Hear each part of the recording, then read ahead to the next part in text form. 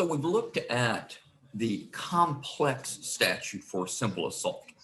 And I say the complex statute for civil assault because it's got a lot of moving parts to it. We're now going to look at the even more complex statute for aggravated assault. Now I'm going to share my screen and I'll show it to you here. And I'll tell you, this is something that if you didn't catch this the first couple times you read it, I understand. I didn't catch this the first couple times I read it. And it took a case to elucidate the difference when I looked at these various prongs of this statute. So if you look at there are a whole lot of different ways to show aggravated assault. The first one is if you attempt to cause serious bodily injury, and of course any attempt requires intent. We're right here on the first one. I'll highlight it for you. Boom, boom, boom. There you go. If you attempt to cause serious bodily injury, that means you try to do it, of course. And attempt, as you know, requires that you desire the result. Attempt requires intent. But then if you actually cause serious bodily injury, you have to have done so with intent, knowledge, or recklessness under the circumstances manifesting extreme indifference to the value of human life. Okay, now you have to either have intent, the desire to do it, you have to have knowledge that your action will cause serious bodily injury, or you have to do it with recklessness, which under the circumstances manifests extreme indifference to the value of human life. So that last clause modifies only recklessness. So intent is separate, knowledge is separate, and then that last clause, recklessness, with regard to or manifesting extreme indifference to the value of human life. Okay, so that's the first prong. Now let's go down to this second prong right here. Highlight that. Okay. Now we get into particular special actors, where if you attempt to cause bodily injury or intend knowingly or recklessly cause serious bodily injury to any of the following people, then you're guilty of aggravated assault. And I will tell you, the first time I looked at this statute, the first couple times I looked at this statute, I could not understand why there was a separate prong for this particular term. I assumed it was entirely about protecting particular types of individuals, or at least appearing to. That's something that's often very popular with the legislature. You know, we protected officers, police officers, and transportation workers, while not actually changing the law, just specifically enumerating them in the same provision. It looks at first glance like that's what's going on.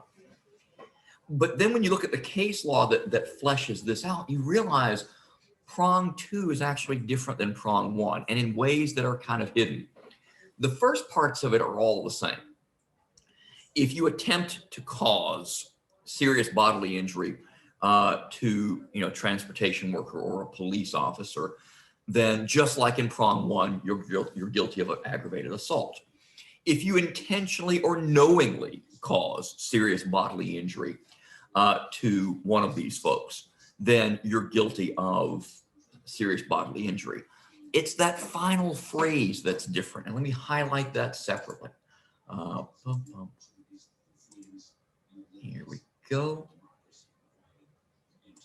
If you recklessly cause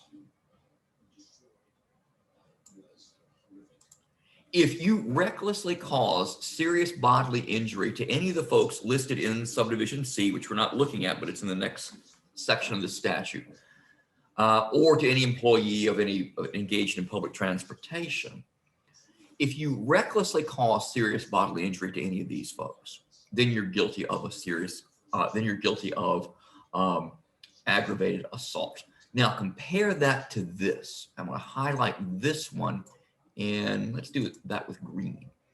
So if you compare the green language to the yellow language, they look at first glance like they're exactly the same thing. They're actually different. One is just simply recklessness, which means gross deviation from ordinary standard of care. The first one, the one in green, means or says recklessness under circumstances manifesting extreme indifference to the value of human life, as opposed to the ordinary type of recklessness, gross deviation from ordinary standard of care. Do I think for a second a jury could parse the difference in those two things? I do not. But this is the difference between the recklessness standard in involuntary manslaughter and the recklessness standard in third-degree murder. And we now see it in a different context. We see it in the aggravated assault context. So if your injury, if the serious bodily injury you cause to a police officer or to a person working in the public transit industry for a city government or a state government, working on the turnpike or on a bus or a subway in Philly or something, or a subway here, the degree of recklessness that's required is only gross deviation from the ordinary standard of care, as opposed to extreme indifference to the value of human life. Folks, I don't think that definition is easily grasped, but as we'll see in the later cases, that turns out to matter. Now let's walk through the rest of the provisions. I'll take that off of there and the highlighting off of here. Good. Okay, so if you intentionally or knowingly cause bodily injury to any of these folks, ordinary bodily injury to any of these folks in the performance of their duty, then that's aggravated assault. Notice how that one is different than either of the other two, because this doesn't require serious bodily injury. If you knowingly cause ordinary bodily injury with a deadly weapon, not serious bodily injury to any person, that's aggravated assault. If you intentionally or knowingly cause bodily injury to a teacher, not serious bodily injury, just ordinary bodily injury, that's aggravated assault. If you, by physical menace, put any officer, agent, or persons enumerated in that section C, and we won't go over it, but you can look at it, it's in the chart, while in the performance of their duty, place them in imminent fear of serious bodily injury, then that's aggravated assault.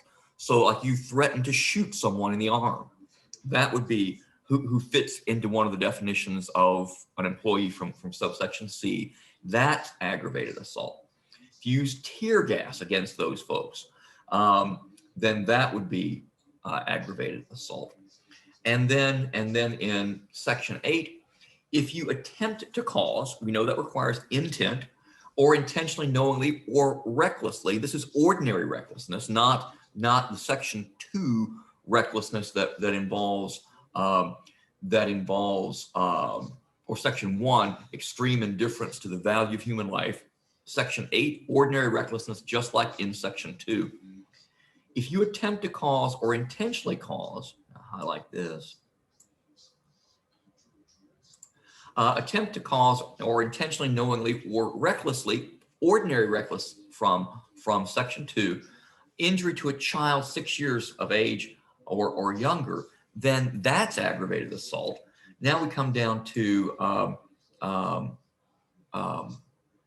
section 9, and if you attempt to cause or knowingly cause serious bodily injury to a child less than 13 years of age.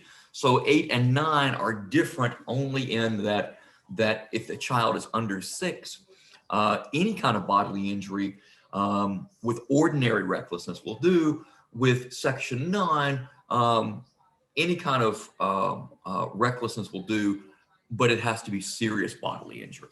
You almost need a flow chart to get through this single, very complicated statute.